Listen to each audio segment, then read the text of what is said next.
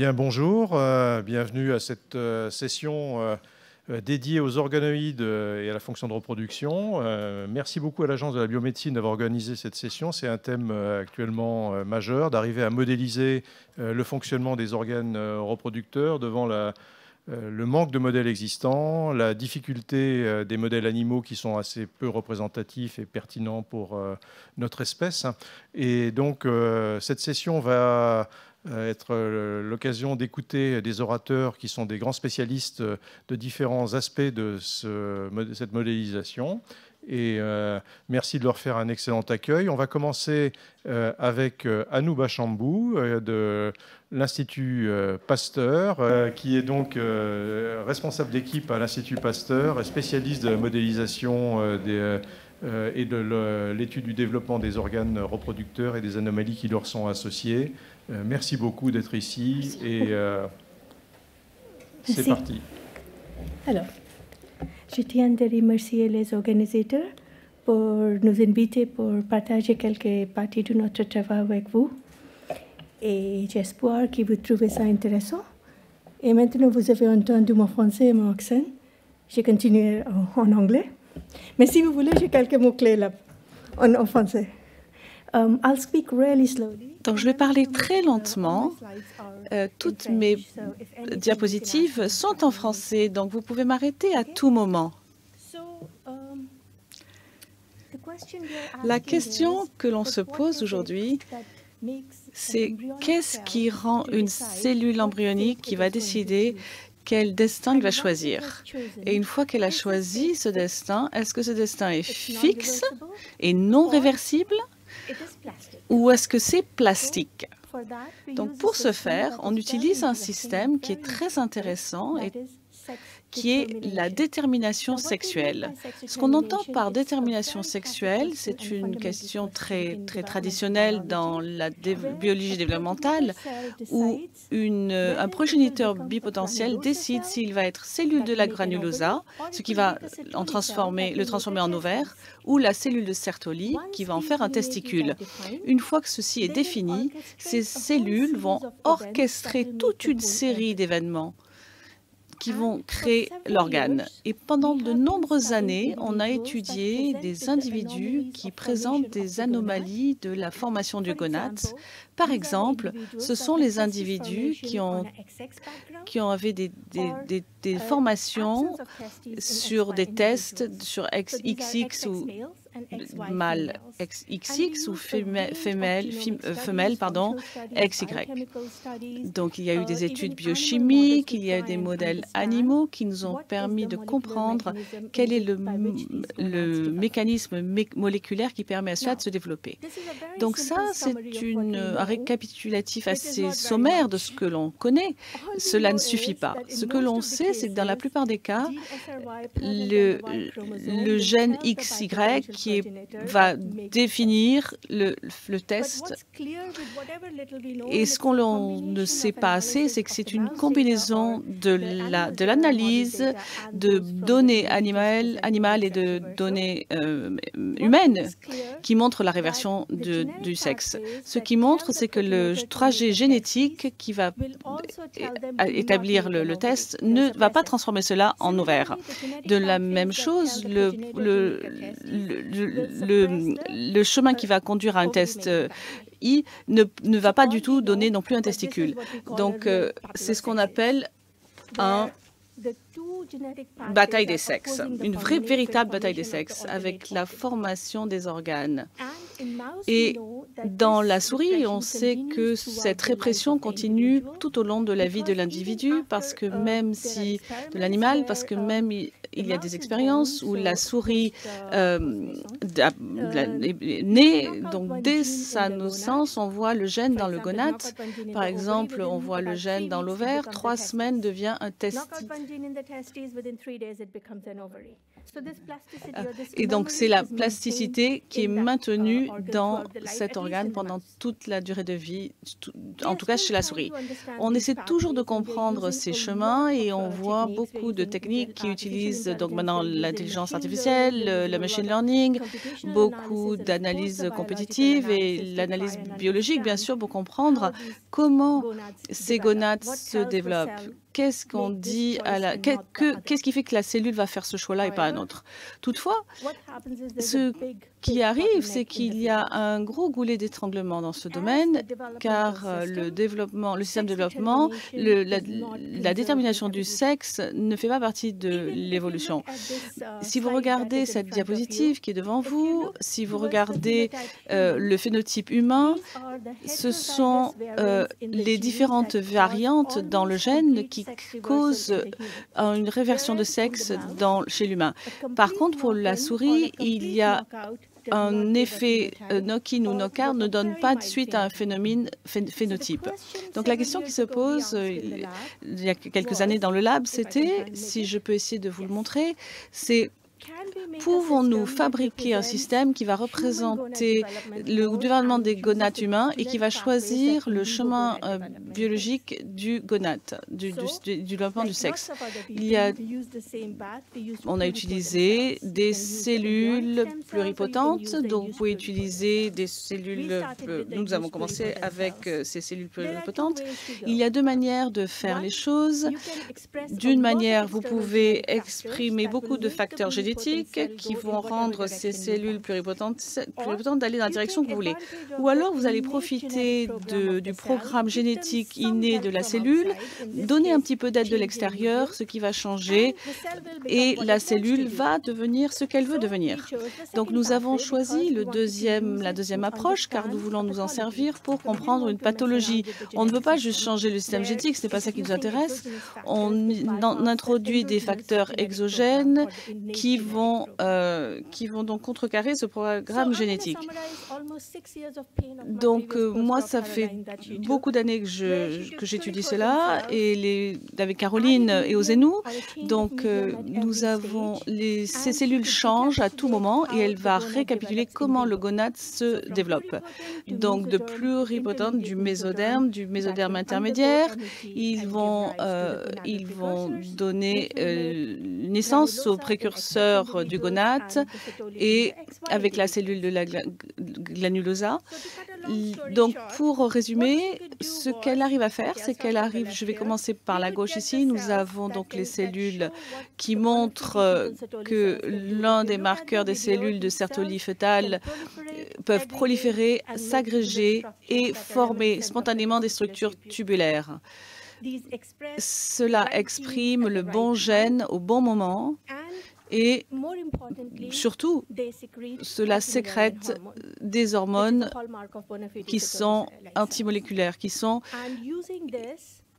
et cela permet de modeler les variantes qui vont déterminer les changements de sexe. En introduisant une variante dans ce système, on voit comment la pathologie avance et comment la désintégration du gonade prend place et comment le phénomène moléculaire associé, cela nous donne une idée des gènes, du chemin qui est nécessaire pour la formation de ces organes. Maintenant, si on continue à partir de ça, ça nous a pas pris 6 ans, ça nous a pris à peu près 3 ans uniquement. Avec mon étudiant Sombun, nous avons utilisé la même idée. Nous avons trouvé les cellules XL et nous avons réussi à sortir les cellules de la granulosa. Pour faire une follicule, il faut un germe. Nous avons une approche avec la cellule de type granuloso. Si on les combine ensemble, nous arrivons à faire un organe qu'on appelle aussi un ovéroïde. Et donc, je vais vous montrer rapidement comment la cellule de granulosa, nous allons pouvoir combiner tout cela et dans différentes conditions et nous allons avoir ces structures qui expriment les marqueurs de la follicule. Et pour faire ces structures, nous combinons les follicules primaires. Et ensuite, on revient en arrière.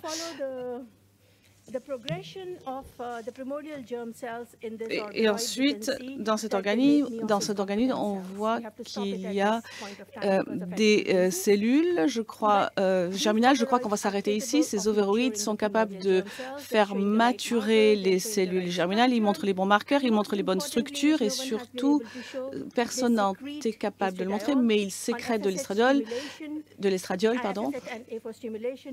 Et pour la stimulation, nous pouvons augmenter la capacité de sécrétion avec ces organoïdes et nous avons des granules et cela fait des structures qui vont promouvoir la maturation des cellules germinales. On le voit avec le microscope très clairement. C'est la seule chose qui nous manque ici d'ailleurs. Mais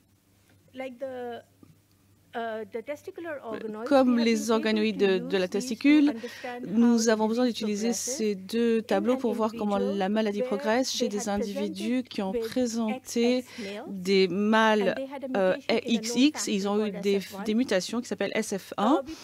Nous avons réuni ces cellules, nous avons fait passer le même trajet et nous avons vu qu'il y a une déficience d'ovéroïdes.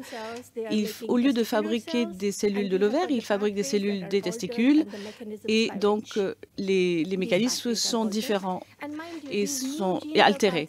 Ces nouveaux gènes et ces nouveaux chemins, ces nouveaux trajets donnent un nouveau réseau pour qu'il nous permette de comprendre comment la gonade se développe et également ce qui va nous permettre de faire le diagnostic des troubles du développement du sexe. Pour résumer, pour les ovaires, nous pouvons générer les cellules de la granulosa, les cellules germinales, nous pouvons combiner les deux et nous pouvons également conserver les cellules de type granulosa pendant jusqu'à 2 mois environ, même 3 mois maintenant. On peut les congeler, on peut continuer à les utiliser quand on les met dans des cultures et il reste toujours des cellules de type granulosa. Et ils sécrètent des estrogènes et on peut utiliser cela pour modéliser une pathologie ovarienne. Donc, comment nous traduisons cela? Bien sûr, j'ai parlé de pathologie ovarienne. Je n'ai pas encore parlé d'infertilité, mais on peut utiliser les mêmes modèles pour comprendre l'infertilité. C'est intrinsèque d'ailleurs à ces cellules germinales, au modèle des cellules germinales, selon la niche. Donc, on peut utiliser une plateforme pour la gamétogénèse in vitro. À ce stade, les limites dans ce domaine sont que nous n'avons pas de cellules de la granulosa in vitro qui ressemblent à la cellule de la granulosa fœtale humaine. Donc, il faut la chercher ailleurs. La cellule que nous utilisons pour ce faire, et qui part d'une granulosa fœtale humaine et qui mature avec le temps. Donc, il faut maturer cette cellule. Nous ne sommes pas capables d'aller au-delà. Nous devons nous arrêter là parce que on travaille avec ces cellules pluripotentes, mais on peut l'utiliser comme une plateforme pour la maturation in vitro des gamètes si on prend ces cellules pour les biopsies. Donc, on peut le faire in situ. Moi, j'ai fait ça il y a quelques mois. J'ai vu qu'il y avait un consensus. Les lois sont en train de changer. Il y a des questions éthiques qui se posent. Et cette gamétogénèse avance assez vite. Les techniques avancent également assez vite. Et il sera possible dans les prochaines 5 à 10 années de faire une gamétogénèse in vitro complètement, d'avoir à la fois les spermatozoïdes qui seront avec les IPS ou les cellules somatiques.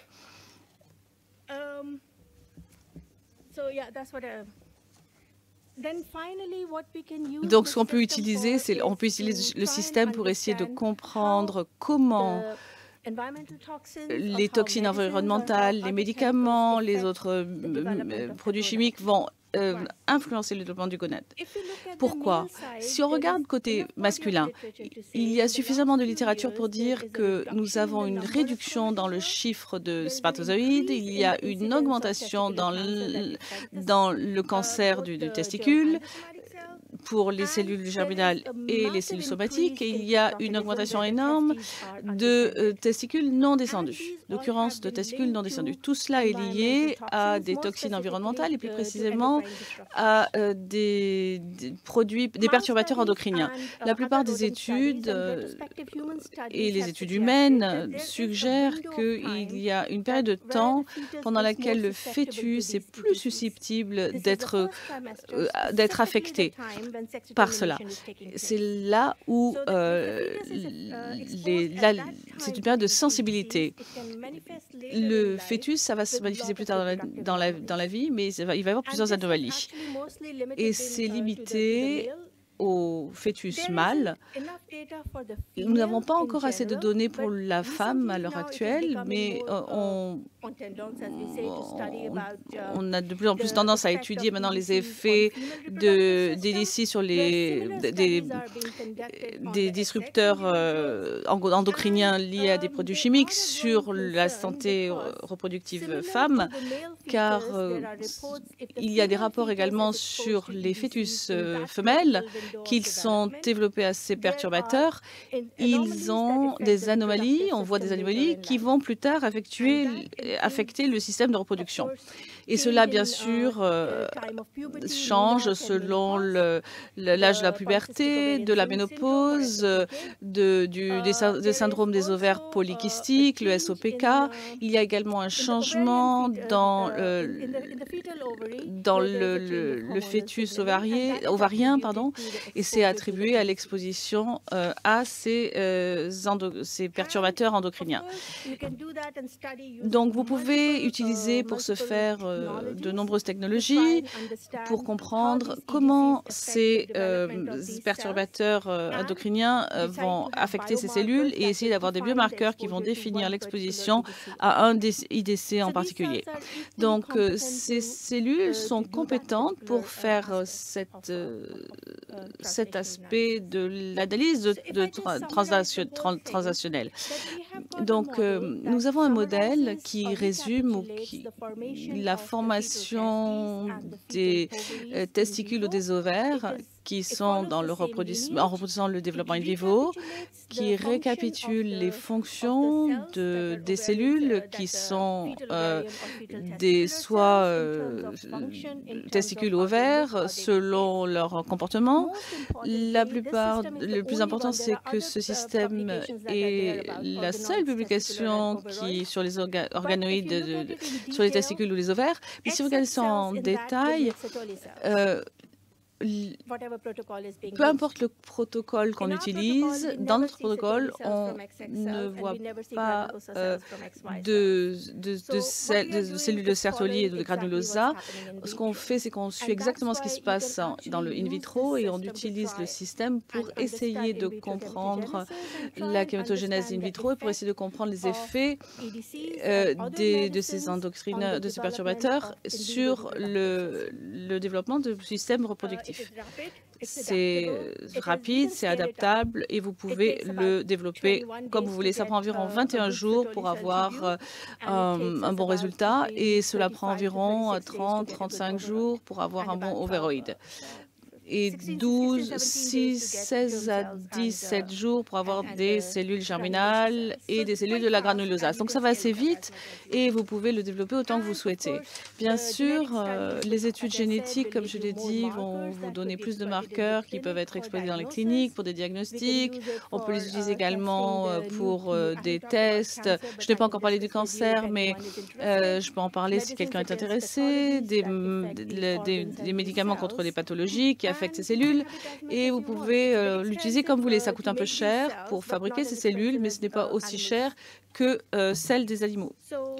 Donc, je crois que je vais m'arrêter de vous vendre ce produit ici. Je vais vous présenter les personnes qui ont fait ces travaux avec moi. C'est mon groupe, les patients et les familles. Et bien sûr, toutes les plateformes sur lesquelles les collaborateurs ont contribué, qui nous ont aidés, ainsi que toutes les personnes qui nous ont donné les fonds pour réaliser ce type de travaux. Et je vous remercie tous.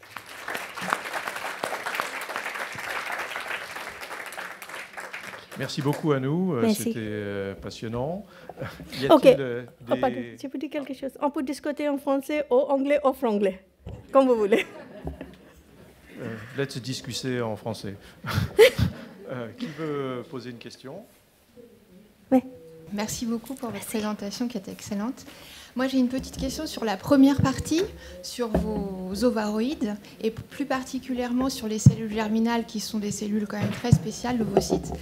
Et je voulais savoir si vous aviez vérifié que la disparition des centrosomes avait bien lieu dans votre modèle, puisque c'est vraiment un événement quand même particulier des ovocytes. Et si oui, est-ce que vous avez justement essayé de décrypter un petit peu les voies et si l'interconnexion avec les cellules de la granulosa était importante pour ce phénomène? On doit arrêter notre cellule à la première méiose. Alors, pour la maturation, on a fait les marqueurs par immuno et par qPCR. On n'a pas encore le light sheet. Mais le light sheet, on a des marqueurs pour centromère pour voir s'il y a une séparation ou pas. Ça. Oui, pour centrosome. Sorry, pas de centrosome. Pour l'instant, je n'ai pas cette donnée. Okay. Merci. Mais si je vois le marqueur, je crois que ça arrive. Mais je n'ai pas vu ça à ce moment-là. D'autres questions dans la salle?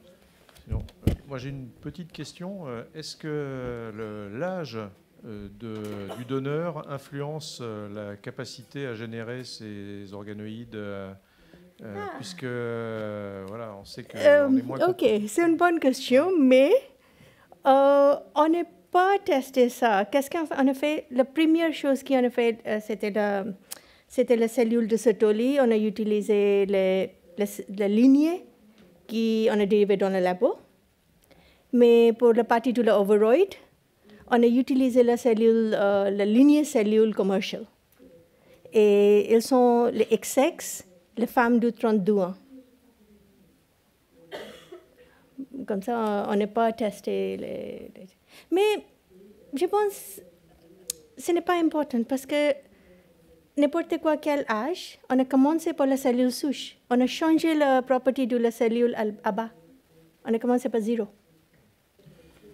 Écoutez, s'il n'y a pas d'autres questions pour l'instant, on va remercier Anou Bachambou et on la rappellera tout à l'heure en fin de session avec les deux autres présentateurs pour la table ronde.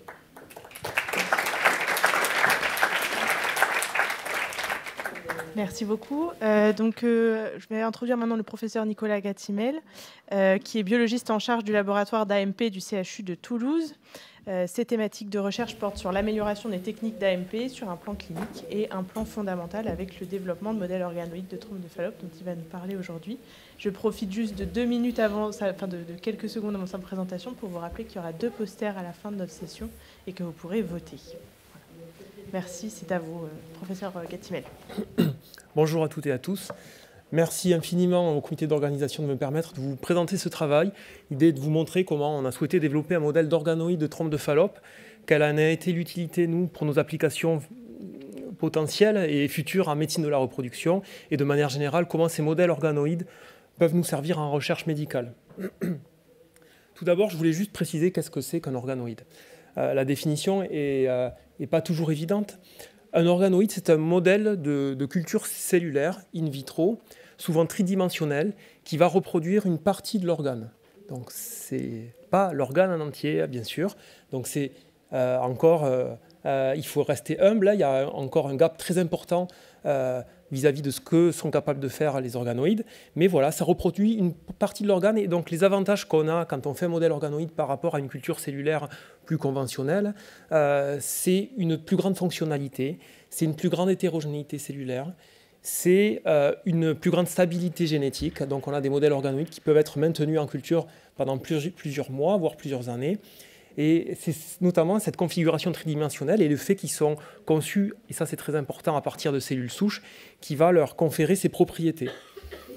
Donc les cellules souches, ça peut être soit des cellules IPS, comme on l'a vu sur le travail précédent, mais ça peut être aussi des cellules souches multipotentes, issues d'un tissu adulte. C'est comme ça, nous, qu'on a généré nos organoïdes de trompe, en prélevant des tissus de trompe de patientes qui demandaient une stérilisation contraceptive, et dont on a pu isoler tout un tas de cellules, dont des cellules souches adultes.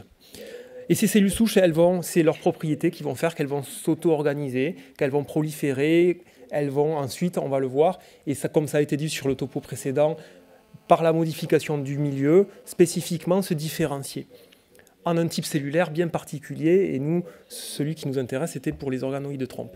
Donc c'est des modèles dont on entend de plus en plus parler, qui sont en pleine expansion en recherche médicale, parce que ça va nous permettre plusieurs choses. Ça va nous permettre de mieux comprendre la physiologie de l'organe. Par exemple, pour les trompes de Fallope, c'est un organe qui est un peu difficile d'accès, et finalement, on ne sait pas très bien comment ça fonctionne. Et c'est un peu, d'ailleurs, à cause de nous, les FIVistes, que cet organe a été un peu court-circuité, et que les recherches sur cet organe ont un peu diminué, et à tort.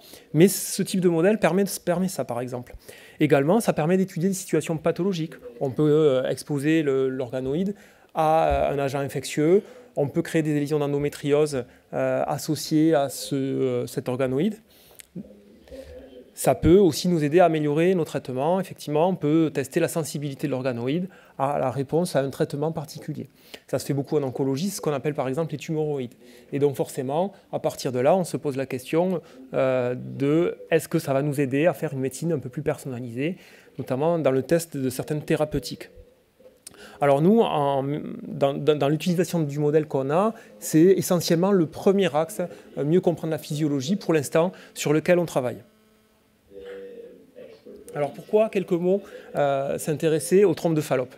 Je vais vous en parler puisque c'est le modèle que j'ai développé, mais encore une fois, il y a bien d'autres modèles organoïdes.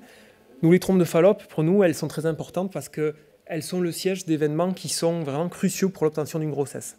C'est dans les trompes de Fallope qu'a lieu la migration des gamètes, que ce soit les spermatozoïdes ou les ovocytes, leur nutrition, leur survie, la capacitation des spermatozoïdes, elle est optimisée dans les trompes. C'est dans les trompes que se fait la fécondation, que se fait les premières étapes du développement embryonnaire préimplantatoire. Et tout ça, c'est autant d'étapes que nous, professionnels de l'assistance médicale à la procréation, on essaie de reproduire in vitro. Donc forcément, vous l'avez compris, cet environnement des trompes, il nous est précieux et il est important à comprendre. Et puis, les trompes, leur rôle, et ça c'est ce qu'on essaie d'inculquer, d'apprendre à nos étudiants, c'est surtout pas un simple tuyau, un simple canal. Il y a une fonction, il y a des fonctions très complexes et qui sont jouées en particulier par cet épithélium. Et quand on fait l'organoïde, c'est surtout l'épithélium qu'on reproduit. Cet épithélium, il a des cellules spécialisées qui sont principalement des cellules ciliées et des cellules sécrétrices. Et ces cellules sécrétrices, elles ont un sécrétome conventionnelles, mais elles ont aussi elles ont des sécrétions via ce qu'on appelle des vésicules extracellulaires. Vous savez, on entend beaucoup parler de ça dans certains domaines de la recherche. Et il y a beaucoup de données qui émergent sur leur rôle, notamment dans les interactions cellulaires. Et par exemple, dans le tractus génital féminin, il a été montré que les vésicules extracellulaires sécrétées par l'épithélium tubaire avaient un rôle dans l'optimisation de la capacitation des spermatozoïdes. Ou encore, sur des modèles bovins, il a été montré que les vésicules extracellulaires, alors ça peut être selon leur taille et l'origine de leur formation, soit ce qu'on appelle des exosomes, soit ce qu'on appelle des microvésicules. Ces vésicules extracellulaires, elles peuvent favoriser le développement embryonnaire préimplantatoire. Ça, c'est chez le bovin. Donc ça, c'est un exemple pour vous dire que cet épithélium de trompe, il a une fonctionnalité complexe. Et grâce au modèle organoïde, on va étudier tout ça. Et on a réussi notamment, j'en parlerai un petit peu, à extraire des vésicules extracellulaires du tissu, mais aussi des organoïdes en comparaison. Donc vous l'avez compris, c'est le siège d'événements qui sont importants pour l'obtention d'une grossesse. Et donc c'est un organe assez complexe, mais aussi en contrepartie assez fragile. Et du coup, c'est pour ça que c'est un organe qui est exploré presque de manière systématique dans les bilans d'infertilité, mais exploré de manière partielle, parce qu'on regarde l'obstruction finalement des trompes. Ce n'est pas une évaluation de leur fonctionnalité. Donc il y a encore aussi des progrès à faire quant à l'exploration de la fonctionnalité des trompes.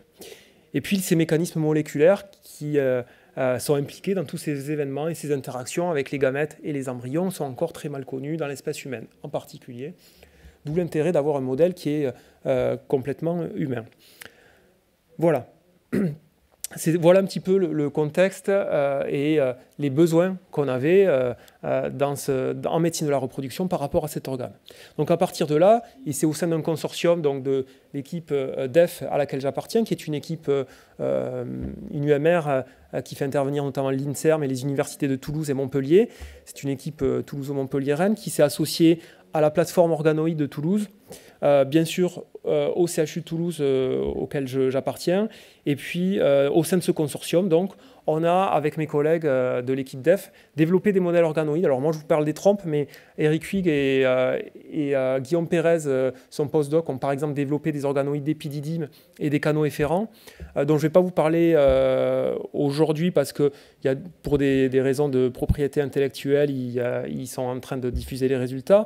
Mais voilà, c'est des choses qui nous animent un petit peu au sein de cette équipe DEF et qui s'est fait bien sûr en collaboration avec une plateforme, des gens experts en culture cellulaire, des ingénieurs experts en imagerie. Voilà. L'objectif, c'était d'abord de développer le modèle, de le caractériser, d'arriver à voir si on arrivait à le produire de manière reproductible, et puis après de faire un peu de fonctionnel, et vous vous en doutez, de voir un petit peu comment ça marchait avec les gamètes. Donc on va vous montrer un peu comment on a fait tout ça. Au plan technique, je vous ai dit, on part d'un tissu adulte. Donc les trompes sont récupérées après la salpingectomie bilatérale sous célioscopie pour des demandes de stérilisation définitive. On en a beaucoup à Toulouse parce que les chirurgiens, avant, faisaient des ligatures simples. Maintenant, ils font des salpingectomies dans le but de prévenir certaines survenues de cancers ovariens qui sont à point de départ trompes tubaires. Donc, on a facilement ces tissus. Et on les collecte avec consentement du patient, bien sûr. Et puis après digestion, à la fois physique et enzymatique, on récupère un culot cellulaire qu'on va ensemencer dans ces fameux matrigelles. Alors ces matrigelles, c'est des matrices extracellulaires qu'on utilise beaucoup pour les modèles organoïdes, qui sont très efficaces, mais attention, qui sont issus de sarcome murin, dans lequel il y a aussi beaucoup de facteurs de croissance, et donc qui peuvent présenter certaines limites. Et c'est un des points qu'il faudra améliorer dans le futur, c'est avoir des matrices extracellulaires plus performantes et peut-être plus physiologiques pour faire les organoïdes.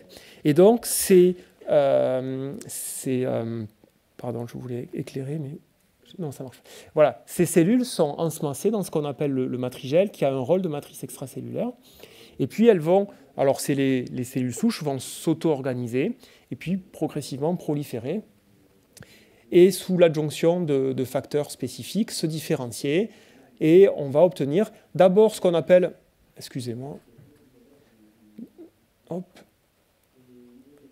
d'abord ce qu'on appelle des structures plutôt sphéroïdes et encore indifférenciées, qui font autour d'une centaine de micromètres, et puis après ces structures vont grossir et se différencier. Et là on verra apparaître les différents types cellulaires des trompes. Les cils, les cellules sécrétrices. On a des structures qu'on a caractérisées, qui font en moyenne 400 micromètres à peu près, mais ça varie entre 200 jusqu'à 1000 micromètres. Voilà, là c'est un exemple de durée de culture qu'on peut avoir. On fait des passages cellulaires réguliers, environ tous les 10 jours. Mais pour avoir une bonne différenciation, il faut quand même aller sur une culture qui va se prolonger jusqu'à 24 jours. Vous voyez là ? Je vais y arriver. Et donc, vous avez une idée de certaines images en microscopie conventionnelle d'organoïdes en fin de différenciation, au bout de 24 jours de culture après passage. On a donc produit des organoïdes de trompe issus de la région isthme et de la région ampoule. L'idée ici était aussi de comparer la structure et la fonction des deux types d'organoïdes. Alors on l'a caractérisé, bien sûr, en termes de taille, en termes de morphologie. Je passe un peu vite. Des techniques d'immunofluorescence nous ont permis aussi de caractériser l'orientation de l'organoïde. On a pu montrer notamment sa polarisation avec, vous voyez en rouge, un marqueur des cellules apicales qui montre que le pôle apical, du coup, est au centre de l'organoïde, en contact avec la lumière, et le pôle basal, en vert, un peu plus à l'extérieur. On a pu montrer, ça c'était important, qu'il y avait des cellules en fin de culture et de différenciation des cellules spécialisées, spécifiques des trompes, notamment les cellules ciliées et les cellules sécrétrices, avec des marqueurs spécifiques. Cette caractérisation, elle a été faite également en microscopie électronique, d'une part à balayage, mais également à transmission. Et ça faisait partie aussi de notre validation du modèle, le fait de prouver que nos organoïdes avaient produit des cils dont on connaît la structure classique axonémale. Voilà, on voit en microscopie électronique l'axonème assez classique. Et donc vous avez là des images d'organoïdes de trompe avec des cellules ciliées, des cellules sécrétrices. Donc ça, on l'a reproduit. On l'a reproduit environ pendant 1 an sur des organoïdes issus d'une dizaine de patientes différentes. Et puis, une fois ce modèle pour nous validé, en tout cas en partie, en termes de différenciation, en termes de reproductibilité, il y a des analyses aussi transcriptomiques qui ont pu prouver cette différenciation, qui ont été réalisées. À partir de là, on s'est dit, bon, on a un modèle intéressant et forcément, on a voulu tester sa fonctionnalité. Donc on a réalisé des travaux de co-culture de ces organoïdes avec des gamètes, en particulier d'abord des spermatozoïdes humains, donc issus de la biobanque Germtech, dont j'assure la coordination, qui nous a permis, donc, en termes d'autorisation, de réaliser ces manips. Et on a regardé un peu la fonctionnalité des spermatozoïdes au sein des organoïdes de trompe et dans différentes conditions. Donc il y avait des milieux de culture utilisés en FIV, il y avait des organoïdes de côlon, il y avait plein de conditions différentes.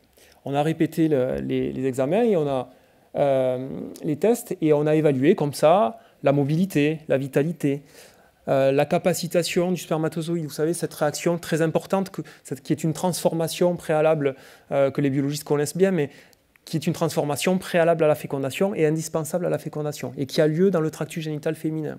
Là aussi, que nous, on reproduit au laboratoire, mais peut-être pas toujours de façon optimale. Et également, et ça c'est un travail un peu plus récent d'une de nos doctorantes, l'aptitude de ces spermatozoïdes à réaliser la réaction acrosomique, qui est là aussi une réaction importante au moment indispensable à la fécondation. Donc on a regardé tout ça dans différentes conditions, et en particulier, vous l'avez compris, donc, en regardant les spermatozoïdes au sein des organoïdes de trompe. Alors je vous passe certaines difficultés techniques qu'on a eues, parce qu'il fallait, la question s'est posée de comment injecter ces gamètes au sein de ces organoïdes. Et puis finalement, on est parti sur des cultures, sur des systèmes de type Transwell, au sein duquel on a réussi à refaire une structure organoïde, mais ouverte, donc avec un pôle apical plus facilement accessible. Et donc ça nous a permis facilement d'y déposer ce qu'on voulait, des gamètes, et de les récupérer, par exemple, facilement. Alors, ce qu'on a pu montrer, donc vous voyez là, vous avez une image d'un spermatozoïde au sein d'organoïdes de trompe pendant la co-culture. On voit bien les cils, hein, on voit les vésicules de sécrétion également. Et donc, en partie, nos résultats ont permis de montrer qu'il y avait une augmentation significative et un maintien significativement plus élevé de la mobilité des spermatozoïdes lorsqu'ils étaient incubés au sein des organoïdes de trompe. Ça, c'était vrai à 48 heures, mais également à 96 heures. Pour vous donner une idée, on avait des valeurs à 48 heures qui étaient autour d'une mobilité de 30% pour les spermatozoïdes au sein des organoïdes de trompe, versus 15% pour les spermatozoïdes qui étaient mis dans un milieu de lavage et de fécondation, utilisé en fécondation in vitro, un milieu renouvelé. Hein. À 96 heures également, la différence était significative. Alors, c'est des valeurs qui sont faibles, mais on est quand même à 96 heures. Et vous voyez, il y avait quasiment que dans la condition organoïde où la mobilité était encore existante à 96 heures, alors qu'elle était nulle dans toutes les autres conditions. Donc ça nous a intéressé, notamment sur la fonctionnalité intéressante de ces organoïdes pour maintenir cette mobilité. Autre exemple, dans ces travaux qui évaluent la fonctionnalité des organoïdes de trompe, c'est ce que fait en ce moment Héloïse Bruno, une de nos doctorantes, sur le rôle des vésicules extracellulaires. Alors là, les spermatozoïdes ne sont pas mis en contact des organoïdes, mais en contact de milieux dans lequel on fait une adjonction de vésicules extracellulaires qui ont été soit issus d'un tissu trompe natif, soit issus d'organoïdes de trompe. Et dans les deux cas, que ce soit du tissu ou des organoïdes, on arrive à montrer qu'il y a notamment une augmentation significative de la phosphorylation des tyrosines au sein des spermatozoïdes. Vous voyez ici, par rapport à un contrôle qui est le même milieu sans adjonction de vésicules extracellulaires. Cette chaîne réactionnelle de phosphorylation des tyrosines, elle est notamment activée de manière importante au cours de la capacitation. Par des marquages assez simples et réalisés depuis longtemps, comme la PNA, qui est un marquage du contenu de l'acrosome, ce sont des lectines. On a pu montrer aussi que l'adjonction de ces vésicules extracellulaires, à la fois issues du tissu, mais aussi des organoïdes, permettait d'augmenter significativement l'aptitude des spermatozoïdes à faire cette réaction acrosomique par rapport à un contrôle. Donc voilà des exemples de tests qui nous intéressent et qui, encore une fois, soulèvent la validité fonctionnelle du modèle. Les vésicules extracellulaires des organoïdes reproduisent l'effet du tissu natif, en partie en tout cas, pour ces expérimentations-là. Donc en conclusion, voilà, qu'est-ce qu'on peut en tirer ? On a réussi à mettre au point un modèle qui est reproductible, avec des structures relativement de grande taille, jusqu'à 1 mm, avec un bon niveau de différenciation, montrant des cellules ciliées, des cellules sécrétrices, et vous l'avez vu, ayant des propriétés fonctionnelles vis-à-vis des spermatozoïdes. Bon, ça ne suffit pas, on sait que ce modèle il est perfectible, il doit s'améliorer. On a vu des choses très intéressantes sur le topo précédent, il y a probablement la nécessité d'améliorer ces matrices extracellulaires, de l'associer à d'autres organes. On reproduit, il y a plein de choses qu'on n'arrive pas à reproduire, la vascularisation, le flux, le mouvement physique du fluide tubaire, ou encore l'apport du liquide folliculaire au moment de l'ovulation. Tout ça, on le sait, c'est des choses qui vont énormément conditionner cet environnement tubaire. Donc, on est encore loin des conditions in vivo, mais c'est des choses intéressantes. Et il y a des perspectives en médecine de la reproduction. L'idée, vous en doutez, c'est que le fait de mieux comprendre cet environnement, ça va nous permettre, je l'espère en tout cas, d'améliorer les conditions de manipulation et de culture des gamètes et des embryons. Donc on souhaite continuer ces explorations, notamment on a des collaborations avec les équipes de Tours pour mieux comprendre les interactions épithélium tubaire, spermatozoïde humain, et puis voir après, bien sûr derrière, l'impact de ces sécrétions ou de ces interactions avec le développement embryonnaire préimplantatoire. Pour derrière, potentiellement améliorer nos milieux de culture et de manière plus large nos conditions de culture utilisées en assistance médicale à la procréation sur des résultats en FIV humaine qui sont encore perfectibles et insuffisants. Voilà, donc c'est des perspectives en médecine de la reproduction, mais également dans d'autres domaines de la médecine, de la recherche médicale, avec des défis techniques que j'ai évoqués tout à l'heure et des défis biologiques et des innovations futures à venir. Voilà, je vous remercie beaucoup pour votre attention. Je remercie bien sûr l'ensemble des équipes qui ont collaboré à ce projet. Merci.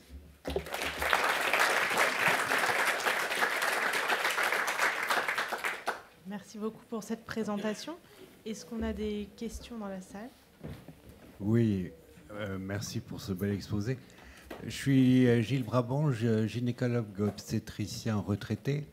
J'appartiens à une autre génération. Aujourd'hui, je suis conseiller national à l'Alliance Maladies Rares.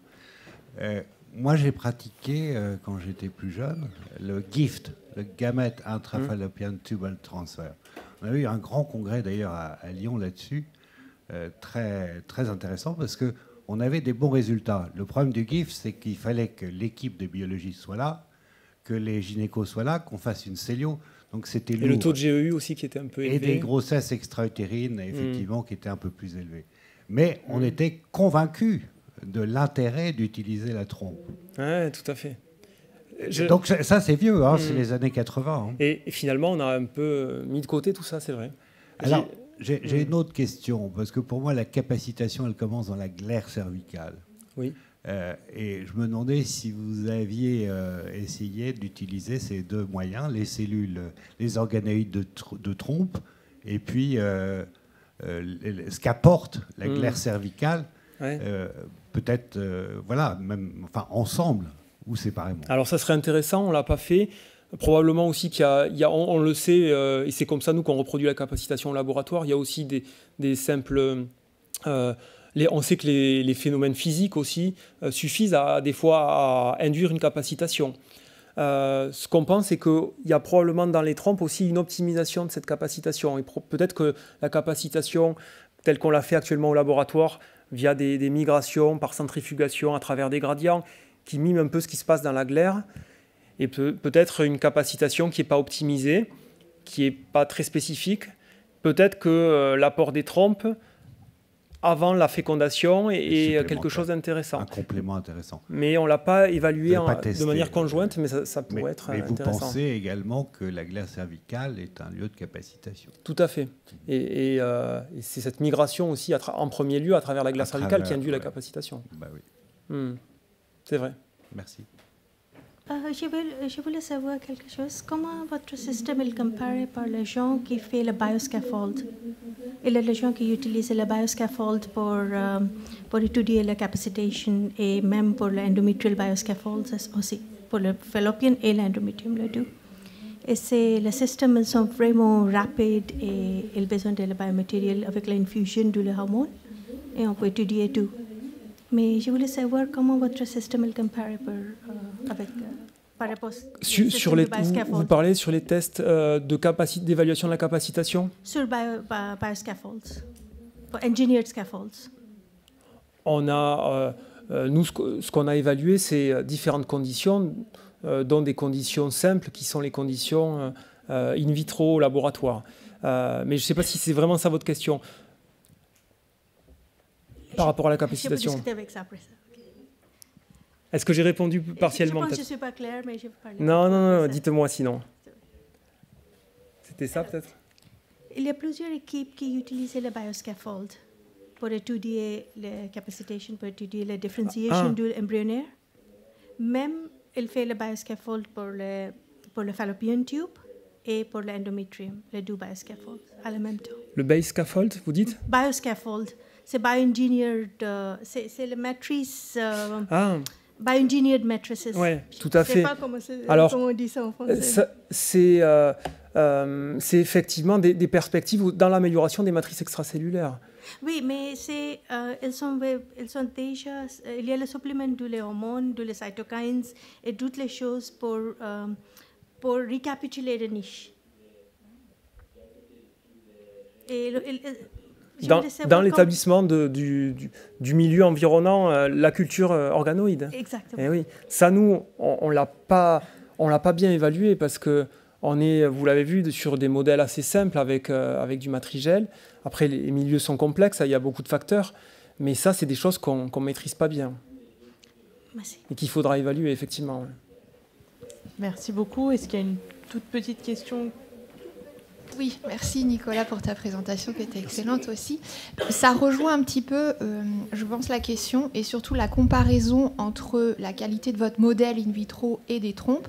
Comme vous avez pu purifier les vésicules des trompes natives versus organoïdes, est-ce que vous les avez caractérisées au niveau moléculaire et notamment des miRNA parce qu'on sait que c'est un Alors, miRNA, ce n'est pas encore fait. On est en train de faire la protéomique. On a fait des analyses NTA habituelles qu'on fait pour les vésicules extracellulaires. Il y a des différences de taille quand même. Il y a des différences de taille entre les vésicules extracellulaires issus de trompes, d'un tissu natif, et issus d'organoïdes de trompes.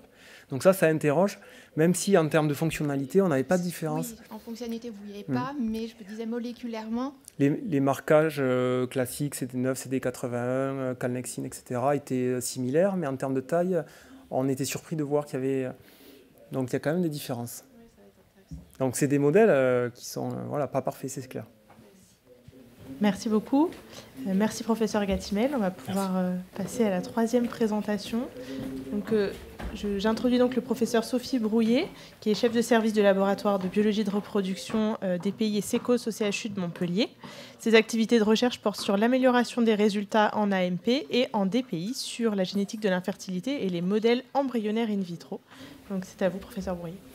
Merci, docteur Baron. Bonjour à tous et à toutes. Donc oui, moi je suis le professeur Sophie Brouillet, je suis biologiste. Et avant de commencer ma présentation, j'aimerais bien juste vous connaître un petit peu mieux. Est-ce que vous pouvez lever la main si vous n'êtes pas professionnel de l'AMP ni professionnel de la fertilité, pour que je me rende compte un petit peu à qui. Ok, très bien. Bon, parfait. Alors parce que j'avais peur d'être un petit peu trop généraliste. Mais du coup, je vais principalement, je pense, m'adresser à vous, même si je vais faire quelques précisions, évidemment, scientifiques et médicales pour mes collègues. Donc en fait, moi, ce topo, j'ai voulu le présenter de façon extrêmement générale et pas forcément zoomer sur nos propres projets de recherche, mais pour vous montrer un petit peu l'intérêt en fait de ce modèle embryonnaire comment il se positionne par rapport aux autres modèles embryonnaires et quelles sont en fait toutes les problématiques, que ce soit éthiques ou techniques, auxquelles on est confronté avec ce modèle-là. Alors, on le dit souvent, il y a des boîtes noires partout, hein, et en effet, l'embryon, le développement de l'embryon humain en fait partie. Je pense que c'est vous qui l'avez lancé, ouais. En fait partie, notamment parce que c'est caché, en fait. Jusqu'à présent, quand on n'utilise pas une assistance médicale à la procréation, la fécondation, comme l'a expliqué très bien Nicolas, va se faire dans les trompes, puis l'implantation dans l'utérus, et on ne va pas avoir accès à toutes ces données-là. Donc pour l'instant, c'était quelque chose qu'on ne visualisait pas et pour lequel on avait très peu d'informations. Donc en effet, on en a beaucoup plus au niveau des gamètes et principalement au niveau des spermatozoïdes. Donc je ne sais pas si vous pouvez relancer la vidéo, désolée, j'ai peut-être cliqué trop vite, merci. Puisque ça fait des décennies maintenant qu'on a accès à du sperme humain, principalement par éjaculation bien sûr, et grâce au microscope qu'on utilise quotidiennement, et on peut voir, vous pouvez le voir ici, la concentration, la mobilité des spermatozoïdes, leur forme, est-ce que la tête est grosse et tordue ou pas, etc. Donc on avait quand même pas mal de données sur les gamètes, un petit peu moins sur l'ovocyte. Évidemment, vous le savez, on a aussi quelques données sur la grossesse humaine, notamment grâce à l'échographie, aussi depuis plusieurs décennies.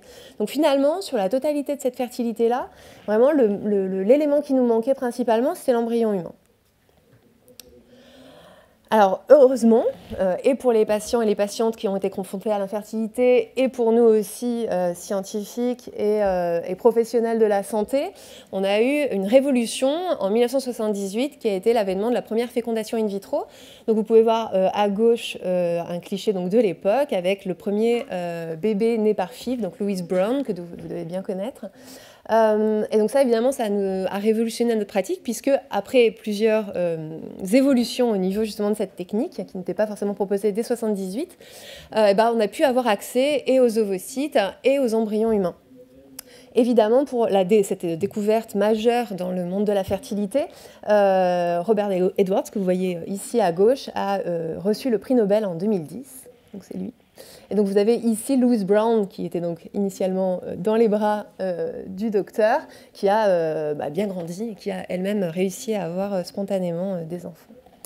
Et donc grâce à cette nouvelle technique qui nous a été accordée, on a pu donc non seulement regarder les gamètes, donc ici vous avez un ovocyte humain mature, des spermatozoïdes, et ainsi voir étape après étape, jour après jour, le développement embryonnaire humain, avec ici un embryon au stade de à peu près 18 à 24 heures après la fécondation, avec deux petites boules à l'intérieur, vous voyez ce qu'on appelle les pronoyaux, qui signent en fait la fécondation.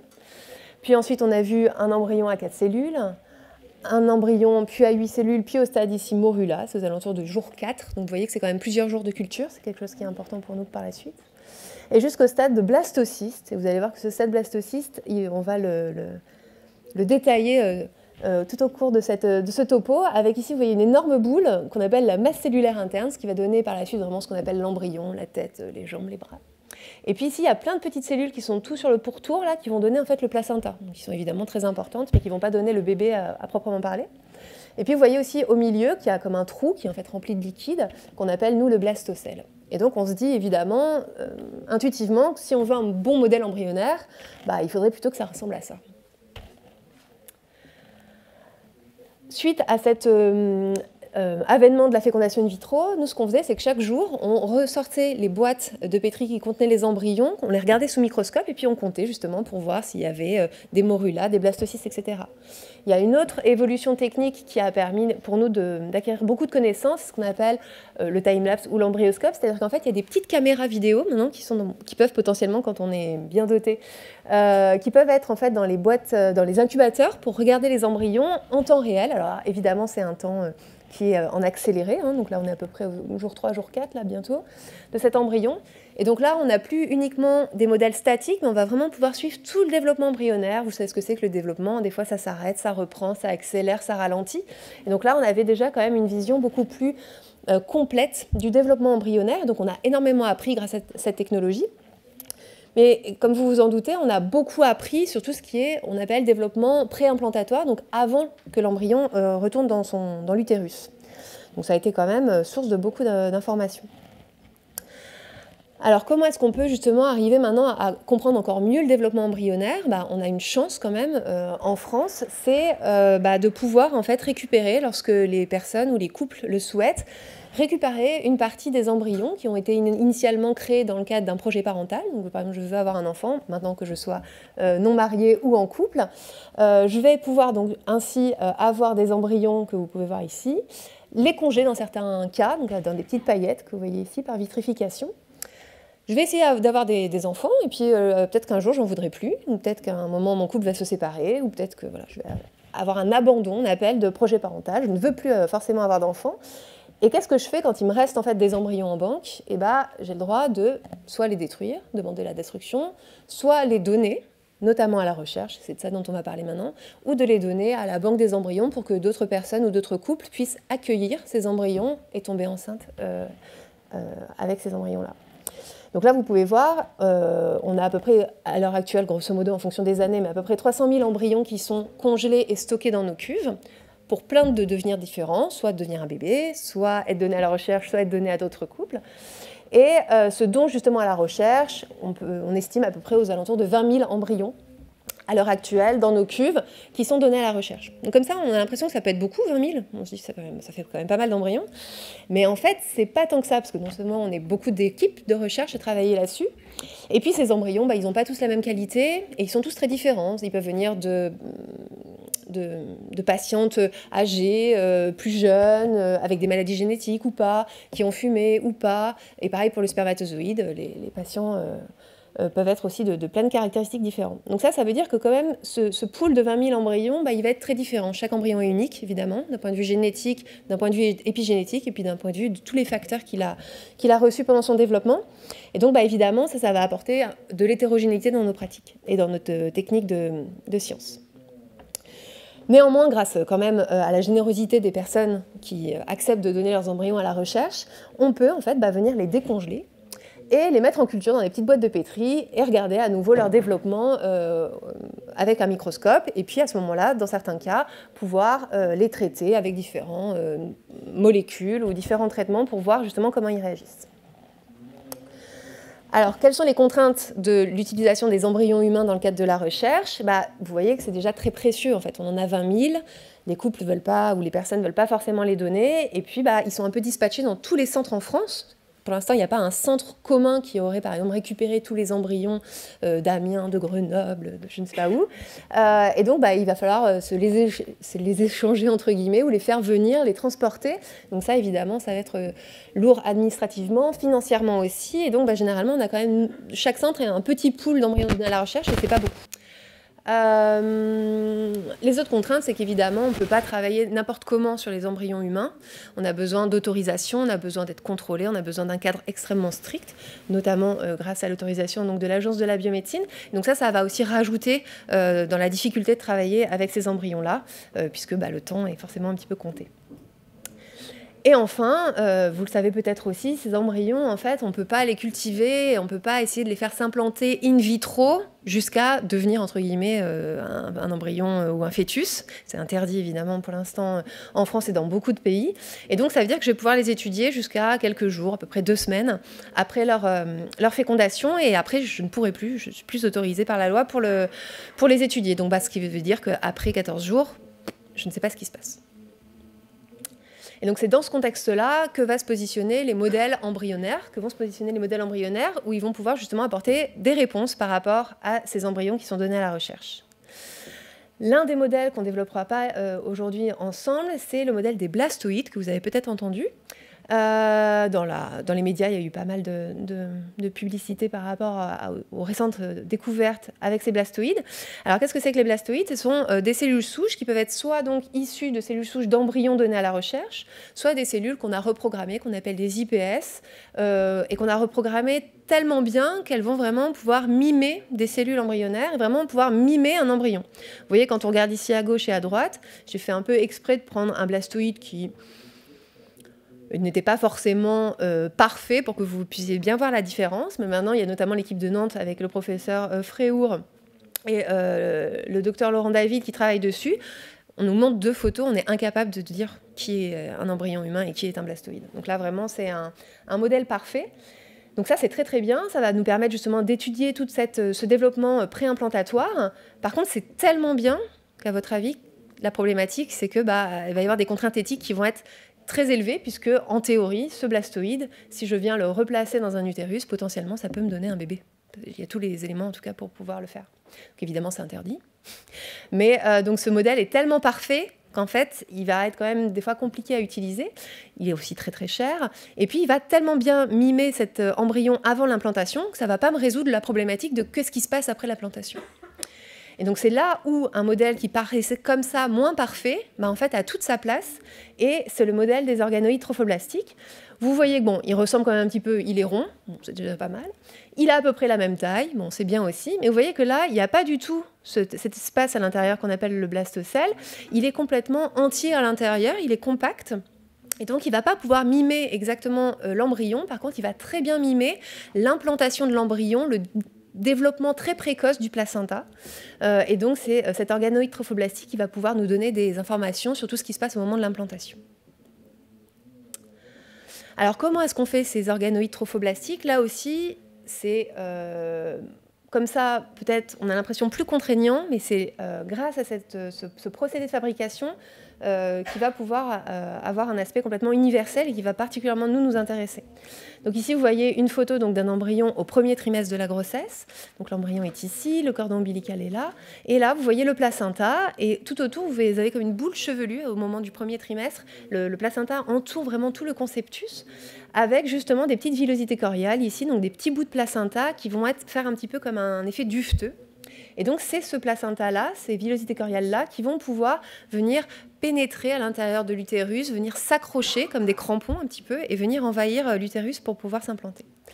Et ben nous, ce qu'on va pouvoir faire pour ce modèle d'organoïde trophoblastique, c'est récupérer donc des villosités choriales, soit par biopsie, pourquoi pas, soit lorsque la personne veut interrompre sa grossesse et consent évidemment à donner ce placenta à la recherche, soit, et là aussi ça va être très intéressant pour nous, soit par exemple dans le cadre de fausses couches. On va pouvoir récupérer dans certains cas ce placenta-là, récupérer les villosités choriales, de la même façon, avec le professeur Nicolas Gatimel aussi, venir dissoudre, ronger avec des enzymes donc ce tissu-là pour pouvoir récupérer des cellules placentaires qu'on appelle des trophoblastes.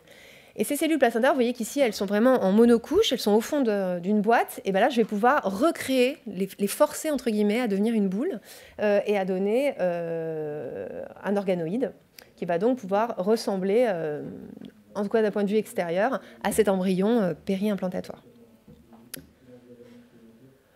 Alors, comment est-ce que je vais les forcer, entre guillemets, à devenir rondes? Il y a plusieurs techniques. Là, je vous montre celle, finalement, qui nous donne le plus d'homogénéité possible. C'est-à-dire que je vais venir mettre des petites cellules ici au fond d'un puits.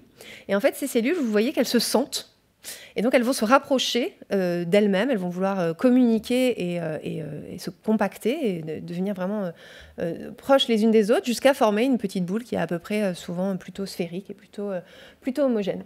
Et donc, c'est ça que je vais faire. Je vais pouvoir utiliser ces cellules-là, trophoblastiques, ces cellules souches que j'ai isolées du placenta et les mettre dans ces puits pour devenir du coup des petits organoïdes trophoblastiques. Et ça, c'est absolument fascinant pour nous et c'est vraiment très intéressant parce qu'en fait, avec un même placenta, je vais pouvoir non pas en faire des dizaines, non pas des centaines, mais vraiment des milliers, voire potentiellement des millions si on s'en sort bien. Donc de petites boules d'organoïdes trophoblastiques qui vont, pour le coup, être toutes, en théorie, à peu près similaires. Peut-être pas identiques, mais quasiment.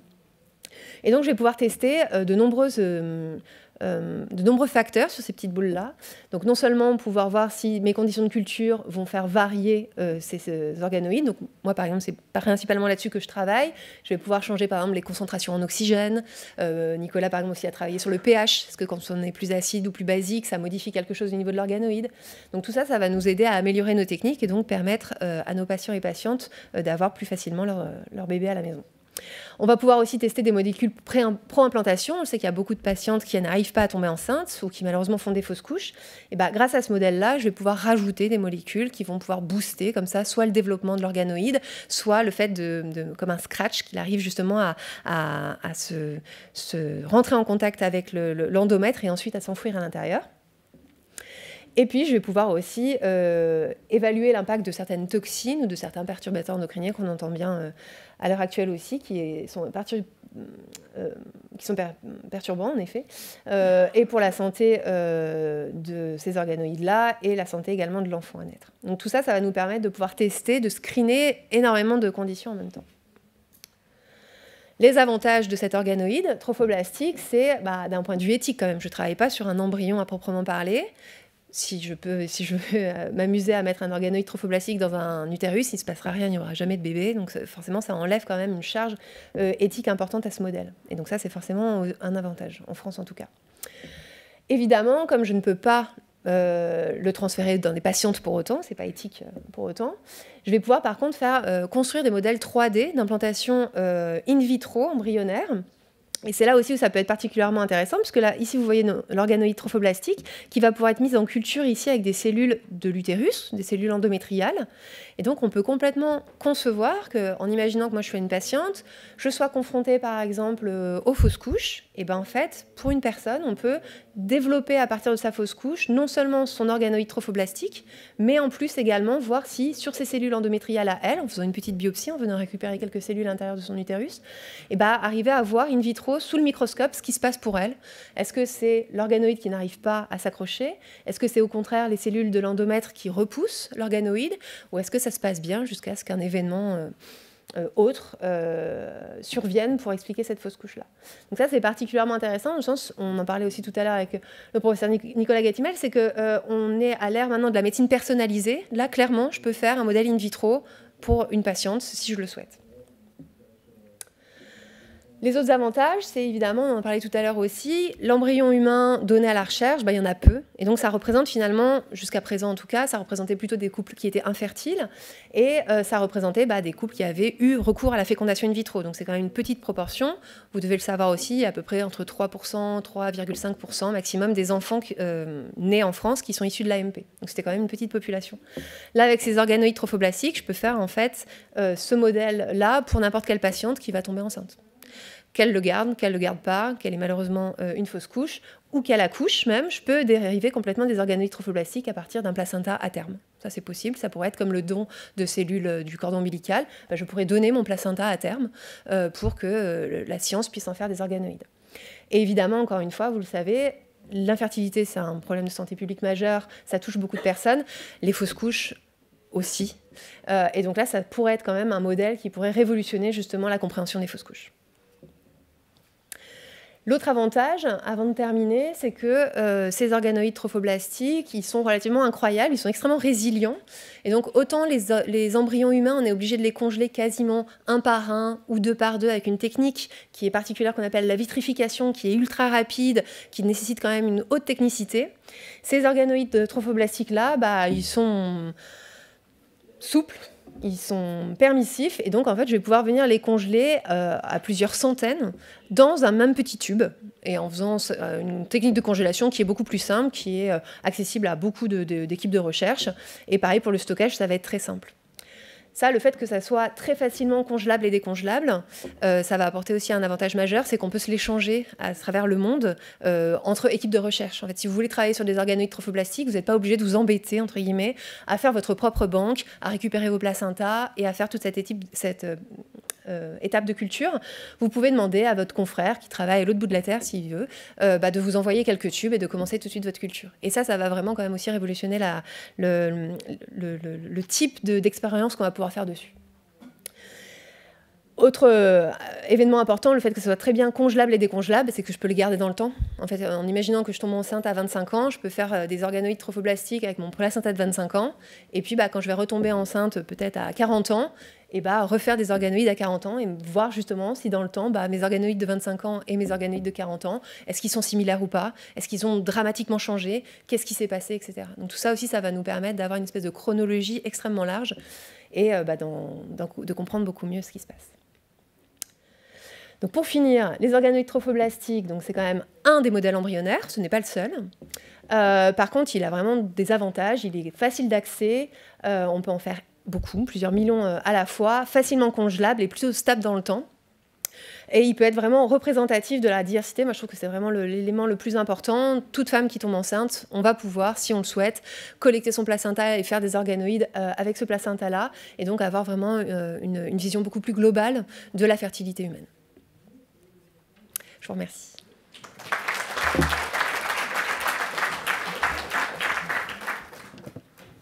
Merci beaucoup pour cette présentation. Est-ce qu'il y a des questions dans la salle? Merci pour cette belle présentation. J'ai deux questions. La première, c'est l'uniformité de votre organoïde. Quand vous faites cet organoïde trophoblast, toutes les organoïdes sont de la même taille parce que l'équipe de Nicolas Révérend et Jean Léomètre montraient si la taille est différente. Ouais. Il y a un problème de attachment. Exactement, un problème d'attachement et un problème de nécrose aussi. Donc Exactement. en fait, grosso modo, il y a deux techniques. La première, c'était de faire exactement comme tu as fait Nicolas, c'est-à-dire de laisser d'isoler les cellules souches en matrigelle ou un autre type de matrice extracellulaire et les laisser s'auto-pousser entre guillemets et se développer. Et là, on voit en effet qu'il y a une hétérogénéité au niveau des tailles. Il y a des organoïdes qui poussent plus vite que d'autres, qui sont plus sombres que d'autres. Et en effet, au-delà de 200 micromètres à peu près pour les trophoblastes, ça nécrose, c'est plus bien, ça ne s'attache pas, etc. Ce qui est un peu révolutionnaire, c'est venu un peu après, ça c'est vraiment la même technologie que pour les sphéroïdes, mais là on est du coup en cellules souches, donc c'est des organoïdes, où vraiment je vais pouvoir maîtriser le nombre de cellules vivantes souches que je vais mettre dans les puits, et là quand même la taille elle est bien homogène. Et la deuxième question, c'est par la congélation. Si vous congélez l'organoïde et après ça, vous décongélez, garder la forme et la fonction. Même si vous ne congélez pas, vous pouvez garder l'organoïde avec le même niveau de fonction pour combien de temps? Ouais. Alors là, les publications, ils ont fait jusqu'à 10 passages, que ça soit en frais ou que ça soit en congelé-décongelé, on a la même chose. Il y a certaines équipes qui ont fait jusqu'à 50, qui montrent quand même qu'au bout d'un moment, ils se fatiguent un peu. Et après, l'avantage, c'est que, en tout cas, le consensus actuel, c'est à peu près ça. Comme on en a tellement en fait par placenta, plusieurs millions, on n'a pas forcément intérêt à aller jusqu'à 50. Ou, généralement, au bout de 10, on arrête. Merci. Merci beaucoup. Je t'en prie. Je me demandais s'il y avait un lien entre les blastoïdes et la gamétogenèse in vitro. Alors, ça peut être avec des IPS, avec des cellules souches pluripotentes induites. Après, les blastoïdes, ça va être souvent quand même dérivé de cellules embryonnaires, d'embryons donnés à la recherche, ou en effet d'IPS. Pour moi, la gamétogenèse in vitro, on va pas forcément du tout partir. On va partir aussi de fibroblastes potentiellement, ça, il n'y a pas de souci pour faire des IPS. Mais ça va être deux chemins différents, pour moi. Merci beaucoup. Vous avez parlé à la fin donc, de la modélisation de pathologies, notamment chez des femmes qui faisaient des fausses couches. C'est quelque chose qui existe déjà ou c'était dans les directions futures? Non, c'est des choses qui existent déjà. Et du coup, il y a des résultats. Ouais, il y a des résultats. Alors après, c'est toujours la problématique, c'est de savoir vraiment quelle est l'origine de la fausse couche. Et donc là, en fait, pour l'instant, on est plutôt à essayer de générer donc plusieurs millions d'organoïdes de à peu près 50 patientes en fait qui sont sujettes à des fausses couches. On essaye de prendre des fausses couches à répétition quand même pour essayer d'avoir un problème majeur, que ce soit pas juste l'aneuploïdie embryonnaire qui soit associée à ça, donc plutôt aussi des patientes jeunes. Et on essaye évidemment de faire toute la batterie de tests de karyotypes, est-ce qu'il n'y a pas une infection bactérienne au moment de la grossesse, etc., pour exclure tous les artefacts. Et pour l'instant, les données préliminaires montrent qu'en effet, l'une des problématiques, c'est aussi génétique. Il y a des polymorphismes en fait, qui peuvent prédisposer, sans être de l'aneuploïdie, aux fausses couches à répétition. Mais pour l'instant, les données préliminaires montrent que quand ce n'est pas un problème d'implantation, donc pas un problème d'utérus, en effet, il semble avoir des profils transcriptomiques vraiment particuliers par rapport aux autres organoïdes. Mais c'est le début, hein, donc il faut... Voilà. Mais en effet, il y a des différences qui ressortent rapidement. Donc, on verra. Bonjour, Adrien Botacci, doctorant en droit. En 2021, l'ISSCR avait suggéré de faire la distinction entre les modèles intégrés et non intégrés. Suite aux travaux d'un groupe de travail, ils ont décidé de revenir sur cette distinction. Je voulais savoir si vous aviez une perspective là-dessus, un avis là-dessus. Et ce matin, on parlait aussi de la révision de la loi de bioéthique à venir.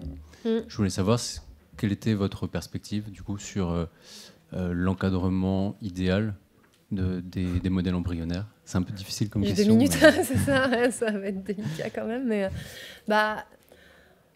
en fait, nous, on a tendance enfin moi en tout cas, voilà, je ne vais pas me mettre mes collègues dans le dos.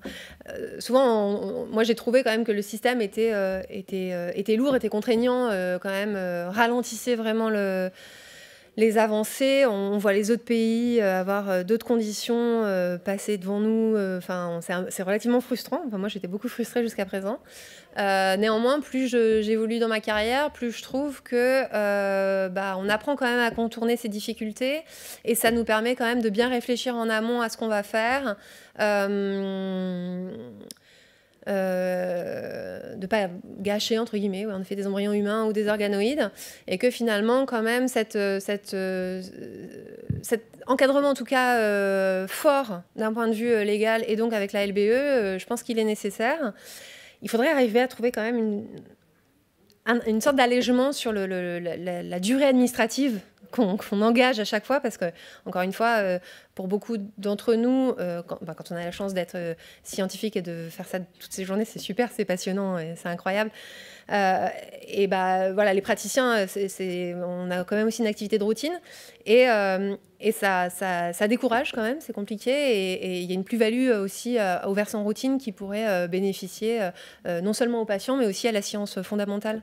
Donc je ne sais pas comment on pourrait arriver juste à quand même à borner quand même ces limites-là, mais à alléger un petit peu les dossiers en faisant peut-être aussi à un moment quand même confiance à certaines équipes qu'on pourrait peut-être labelliser ou enfin voilà, je ne sais pas quoi. Pas donner l'autorisation que pour un projet en lui-même, faire un projet quand même un peu plus large, un peu plus global, etc. Parce qu'on perd quand même du temps et encore une fois, à l'heure de la mondialisation, on ne peut plus vraiment rester avec des œillères non plus. Donc voilà, donc ce sera en effet une thématique importante pour la LBE. Vous le savez, c'est loin d'être la seule. Donc encore une fois, avec un temps aussi limité et des enjeux comme la grossesse pour autrui, l'AROPA, le PGTA, le DPI des aneuploïdies, etc. On ne pourra certainement pas, malheureusement, accorder suffisamment de temps à cette problématique. Mais donc voilà, je suis plutôt quand même pour garder une structure, mais pour l'alléger, ce serait quand même bien. Et ensuite, encore une fois, pour votre première... Mais je vais m'arrêter là. Pour votre première question, je pense qu'il faut vraiment arriver à différencier, malgré tout, quand même, les modèles embryonnaires, ceux qui pourraient permettre, en cas de dérive, de faire naître des enfants, et puis ceux où vraiment, en fait, il n'y a aucun risque et ça nous permet juste d'améliorer des connaissances. Je pense que là, quand même, il faut faire une distinction. Merci.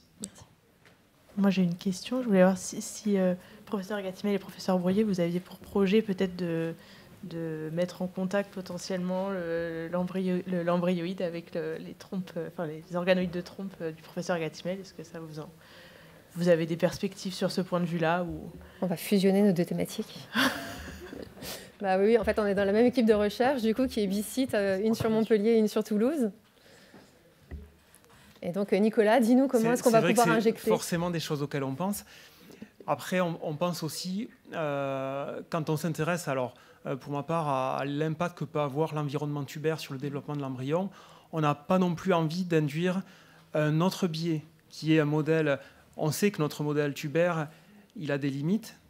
L'idéal aurait été de le tester sur un modèle embryonnaire humain. Alors d'abord, ça va passer par des études animales qui vont bientôt commencer. Mais on sait que si on passe sur un modèle embryoïde, on va aussi induire d'autres biais. Alors ça serait très intéressant, c'est vrai, et on y pense, mais il y a aussi des limites à ça. Mais on pourrait mettre en effet des embryons donnés à la recherche. Parce que toi, tu le rentres, tes spermatozoïdes, tu le rentres au striper, hein, c'est ça? Alors on les dépose sur le transwell, oui. Ouais. Donc on peut, techniquement, c'est faisable. Après des études animales, tout à fait, c'est la prochaine étape. Ouais. Et du coup, je me demandais aussi, est-ce que vous avez mis des embryons, enfin, c'est peut-être la perspective, du coup, c'est ce que vous disiez, de mettre des embryons humains donnés à la recherche en contact avec vos embryons? Alors là, pour l'instant, c'est des travaux qui n'ont pas été réalisés, mais l'idée, c'est justement de travailler sur d'abord des embryons bovins et de voir s'il y a un vrai intérêt à étudier mieux l'interaction épithélium tubaire et embryon pour peut-être plus tard faire des études sur les embryons humains. Mais on n'en est pas là. Merci à tous. Est-ce qu'il y a d'autres questions dans la salle? Pour l'un ou l'autre des intervenants, comme vous, si vous avez d'autres choses qui vous sont revenues sur des interventions précédentes. Merci. C'était une question pour tous les trois. Je me demandais, dans le choix du modèle organoïde ou organe sur puce, est-ce qu'il y a est-ce que c'est une question technique? Est-ce que c'est un choix d'expertise de l'équipe qui vous fait pencher plus pour l'un ou l'autre? Et peut-être comment les deux se comparent? Juste pour dire que ce n'est pas en opposition, on peut faire des organoïdes sur puce. C'est aussi, je pense que c'est une étape supplémentaire pour augmenter la pertinence encore en ajoutant la notion de flux par rapport aux cultures statiques. Enfin, mais je laisse les spécialistes répondre. Il a déjà dit ça, que je vous l'ai dit, parce que vous pouvez, c'est un choix. Il a déjà expliqué, bien expliqué. Pour nous, c'était vraiment des raisons aussi techniques, des difficultés techniques.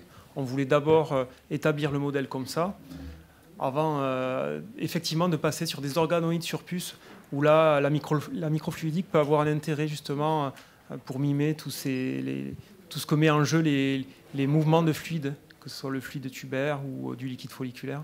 Donc effectivement, il y a un vrai intérêt à passer sur ça, mais dans un deuxième temps. Donc c'était plus des contraintes techniques pour notre part. Parce que les cellules, elles sont migratory. Mais pour l'organoïde ovarien, on n'a pas utilisé la pousse parce que c'est assez d'utiliser le transwell. Parce que ça dépend de la propriété de la cellule aussi. Votre cellule qui vous voulez faire. Après, moi, je terminerai juste là-dessus. Je pense qu'en effet, les organoïdes on-chip, c'est vachement bien pour une batterie test, tester plusieurs types de techniques, faire quelque chose d'un screening un petit peu large. Et par contre, personnellement, en tout cas pour les organoïdes embryonnaires, vraiment quand on veut venir disséquer une mécanistique particulière, par exemple avec certaines cellules d'une patiente en particulier ou d'un groupe de patientes, etc., et voir comment ça arrive à interagir, souvent, ça, c'est des expériences quand même qui sont en nombre plus limité. Et donc là, vraiment, en effet, le côté manuel et de pouvoir vraiment faire un organoïde dans un petit puits, un transwell ou n'importe quoi, ça va informer vachement plus, parce qu'on va pouvoir regarder en effet ce qui se passe, changer d'angle de vue ou n'importe quoi. Donc ça, c'est vraiment un outil hyper intéressant quand on veut faire peu d'expérience sur une problématique bien précise, pour nous en tout cas. Il y a un vrai enjeu, alors tout ça est un peu nouveau, mais et ça commence à structurer ce type de recherche entre les partenaires industriels, les partenaires académiques, hospitaliers et les organismes de recherche. Pour justement, il y a des catalyseurs qui sont en train de se monter pour ce type de projet sur les organoïdes sur puce, parce que ça nécessite aussi des vraies compétences techniques autres que celles qu'on a en biologie. Merci beaucoup. On va s'arrêter là. On va passer à nos 2 posters de la session. Merci beaucoup à tous les 3. On peut les applaudir. Donc, je vais commencer par introduire le docteur Gaëlle Marteil, qui va présenter les travaux de thèse de Mélanie Fiot, qui est doctorante en 3e année de biologie de la reproduction. Le titre du poster, c'est « Préservation de la fertilité féminine, optimisation des protocoles de congélation et de décongélation du tissu ovarien ». Et donc, le poster va nous être présenté en 180 secondes. Oui, je vais essayer. Bonjour à tous, je voulais remercier les organisateurs de nous avoir donné l'opportunité de présenter notre projet sur la préservation de la fertilité féminine et plus particulièrement l'optimisation des protocoles de congélation et de décongélation du tissu ovarien humain. Donc comme vous le savez, les femmes et les jeunes filles qui vont subir des traitements gonadotoxiques vont avoir l'opportunité de préserver leur fertilité. Donc la technique principale pour les femmes pubères, une des techniques, c'est la congélation des ovocytes matures suite à la stimulation ovarienne. Mais dans certains cas, notamment d'urgence thérapeutique ou de contre-indication à la stimulation, cette technique n'est pas envisageable. Elles sont dirigées vers une autre technique qui est d'ailleurs la seule technique pour les jeunes filles prépubères, qui est la congélation du tissu ovarien. Donc ce tissu sera regreffé à la patiente quand elle sera en rémission et en désir de grossesse. Donc cette approche a permis des naissances chez la brebis dès les années 90. Ensuite, elle a été traduite chez l'homme avec la première naissance en 2004. Aujourd'hui, il y a environ 200 naissances rapportées au niveau mondial. Néanmoins, il n'y a pas de standardisation des protocoles de congélation et décongélation du tissu. Chaque laboratoire a son protocole sans justification des critères de sélection. Donc notre équipe, on a décidé vraiment de standardiser ces protocoles grâce à la caractérisation thermodynamique du milieu de congélation. Donc pour cela, on a choisi le milieu de congélation qui a donné le plus de naissances. Pour ceux qui connaissent le Lebowitz avec du DMSO, du sucrose et de l'albumine. Et on a utilisé la calorimétrie différentielle à balayage pour caractériser les températures de transition, par exemple la température de cristallisation. Et ces températures nous ont permis de développer des protocoles optimisés de congélation lente, mais également de décongélation, et le nôtre est en 2 étapes. On a donc, pour ceux qui veulent plus de détails sur ces protocoles, il faudra venir voir le poster. Et donc, on a validé ces protocoles sur notre modèle qu'on utilise dans l'équipe, qui est le tissu ovarien périkystique. En fait, quand les femmes se font opérer d'un kyste, il y a toujours du cortex sain qui est enlevé. Et donc, nous, on utilise ce modèle pour nos protocoles de recherche. Et donc, cette étude a permis de standardiser les protocoles de congélation et de décongélation grâce aux propriétés thermodynamiques du milieu de congélation. Et les tissus congelés avec ces méthodes montrent des résultats et des qualités similaires aux tissus frais. Donc, ce qui va permettre une standardisation des protocoles de congélation et de décongélation pour la clinique et donc d'optimiser la préservation de la fertilité des patientes atteintes de cancer. Je voulais vous remercier également mon institut, IMOST UMR 1240, INSERM, Université Clermont-Auvergne, et le CHU de Clermont-Ferrand, plus particulièrement ma chef, le professeur Brugnon, et surtout Mélanie, qui n'a pas pu être là aujourd'hui, puisqu'elle nous a fait une petite Élise en août. Donc voilà, donc je la remplace. Donc vous avez bien vu, je ne suis pas une jeune chercheuse. Hein. Donc merci beaucoup.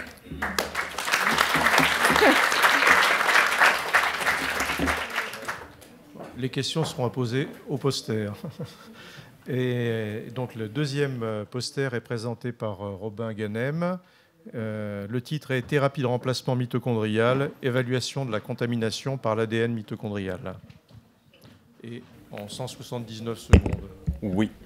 Donc déjà, bonjour, merci pour l'invitation. Je me présente, je suis Robin, je suis interne en biologie de la reproduction ici à Paris. Et donc j'ai 180 secondes pour vous présenter mes travaux. Accrochez-vous bien parce que ça risque d'être un peu intense. Vous avez peut-être déjà entendu parler des bébés à 3 parents. Dans le jargon médical, on appelle ça les techniques de remplacement mitochondrial. Pourquoi je travaille dessus? Tout simplement parce que les pathologies mitochondriales sont des maladies qui sont graves, multisystémiques et surtout qui sont incurables. Donc les thérapies de remplacement mitochondrial, ou bien les TRM, sont des techniques innovantes dont l'objectif est simple. Pouvoir conférer à l'enfant qui va naître et dont la mère elle est atteinte de mutations dans l'ADN mitochondrial, l'ADN nucléaire de ses parents biologiques, mais les mitochondries saines d'une donneuse qui n'est pas atteinte. Le principe est toujours le même. Ce qu'on va faire, c'est qu'on va venir transférer cet ADN nucléaire sous forme de karyoplastes, de l'ovocyte ou bien du zygote de la patiente, ça veut dire sous forme de premier globule polaire ou bien de 2 pronoyaux, vers un cytoplaste préalablement énucléé d'une donneuse saine et qui contient des mitochondries non mutées. Le problème, c'est que ce transfert s'accompagne toujours d'une contamination par une petite quantité de mitochondries mutées. Ce n'est pas anodin, pourquoi? Parce qu'en fait, dans la littérature, il a été décrit un phénomène de réversion, où cette petite quantité de mitochondries mutées peut prendre le dessus sur les mitochondries saines de la donneuse, et malgré ces TRM, on peut quand même avoir la naissance d'un enfant qui va être atteint et porteur de ces pathologies mitochondriales. Donc notre objectif, c'était de comparer 2 techniques, le transfert du premier globule polaire et le transfert des 2 pronoyaux. Et donc, pour la première fois chez l'homme, on a pu déterminer que dans les cas de ces TRM, il faut privilégier un transfert d'un premier globule polaire par rapport au transfert des 2 pronoyaux. Pourquoi? Parce que tout simplement, le premier globule polaire contient en moyenne 18 fois moins de contamination par cet ADN mitochondrial potentiellement muté que les 2 pronoyaux, et donc serait moins amène à ce phénomène de réversion.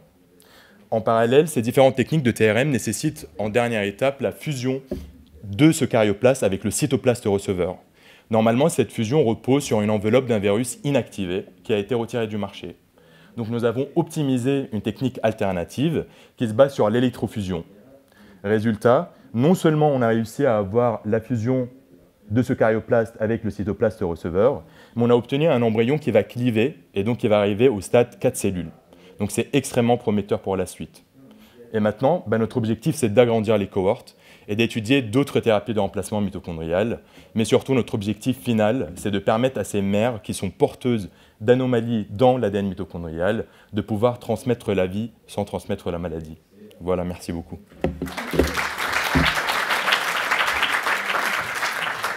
Merci beaucoup. Voilà, le challenge est tenu. Et donc c'est la fin de cette session. On remercie tous les intervenants qui ont vraiment rempli leur contrat. Merci pour toutes les questions et l'animation qu'il y a eu pendant cette séance. Et bonne continuation de symposium. Merci à tous.